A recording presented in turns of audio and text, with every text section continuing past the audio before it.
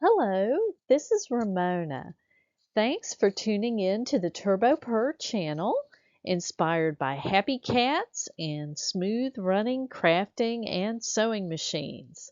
This video is for entertainment purposes only. Today I'm varying from the cat theme and going into a dinosaur theme. I really love dinosaurs and I really love this Kwik Sew pattern number 4195. So I decided to make my version shown on the right.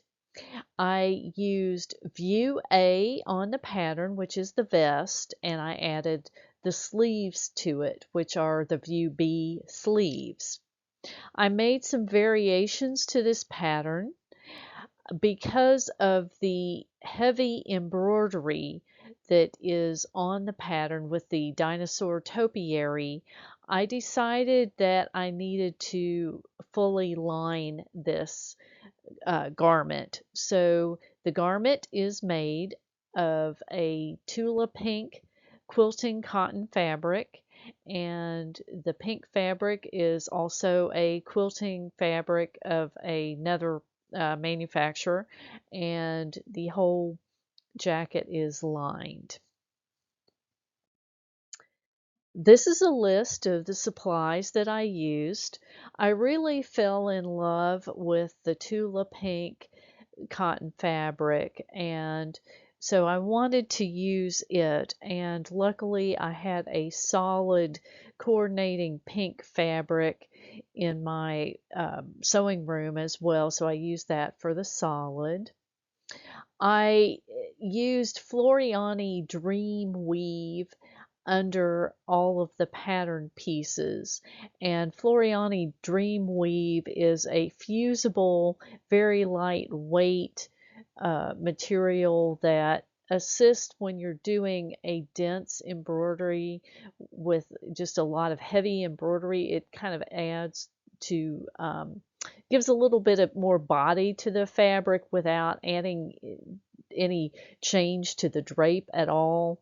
I did need to use quite a bit of stabilizers for the embroidery due to the heaviness of it.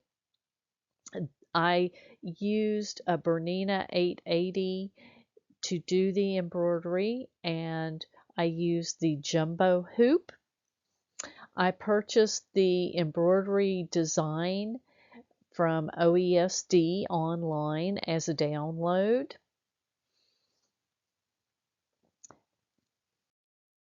And here is a picture of the pattern.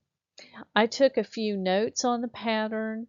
This pattern has, it's a loose fitting pattern, so there's a nice amount of ease into it. So it's a very forgiving kind of garment, and I liked that. I did need to fussy cut the pattern pieces on it in order to get the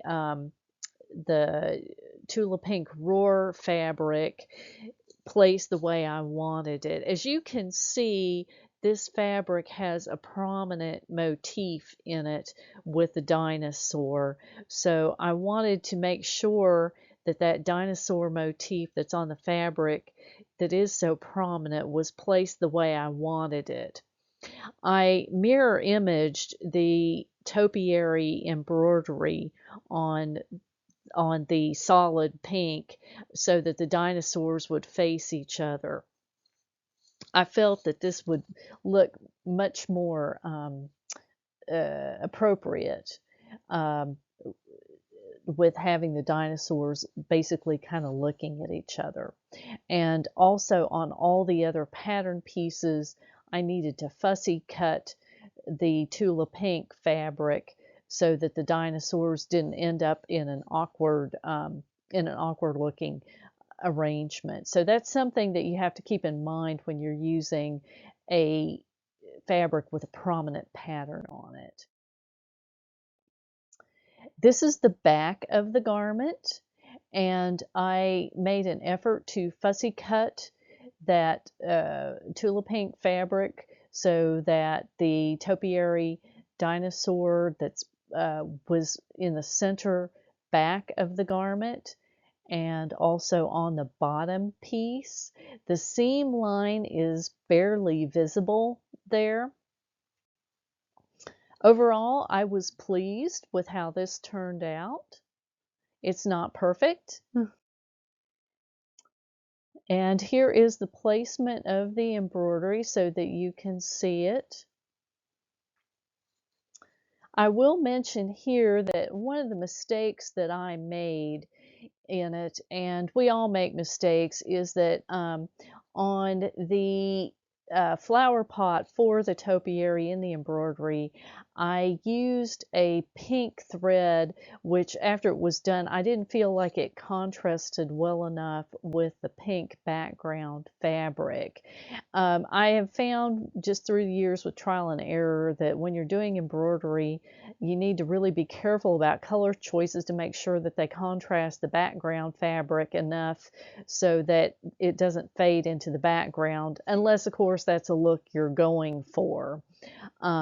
So what I did is after I was finished embroidering the entire motif and it was completely done and I took it out of the hoop, I used my sewing machine and a different color of embroidery thread and just a straight stitch, and I think I used a triple straight stitch, and just went around the topiary plant container at the bottom to kind of put an outline around there to make it stand out a little bit more from the background.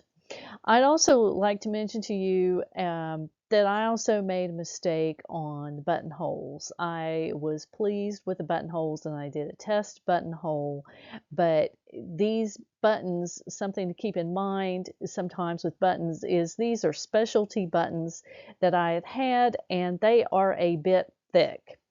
And with buttonholes, there's something called a slot width, and I should have widened the slot for the buttonholes to allow more room in between the sides of the buttonhole, to allow more room for the button to go through for that width, since these plastic buttons are kind of thick. The buttons still go through, it's just that it makes it more difficult for them to button. So that's just something I'm mentioning to you. I'm sharing my mistakes so that you can learn and keep this in mind when you're doing your own.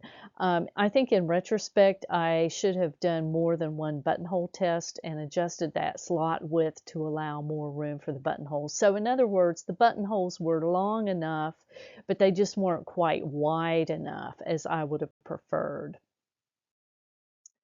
So here's the buttons that I used. I just love these buttons. I got them at a Sewing Expo a few years ago and I just really liked them and they were just really perfect for this project.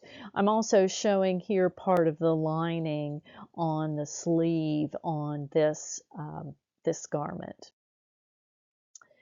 I thank you for watching. This is a photo of me at Serger School wearing the garment. I had a lot of fun with it. I had a lot of fun making it, and I had a lot of fun wearing it.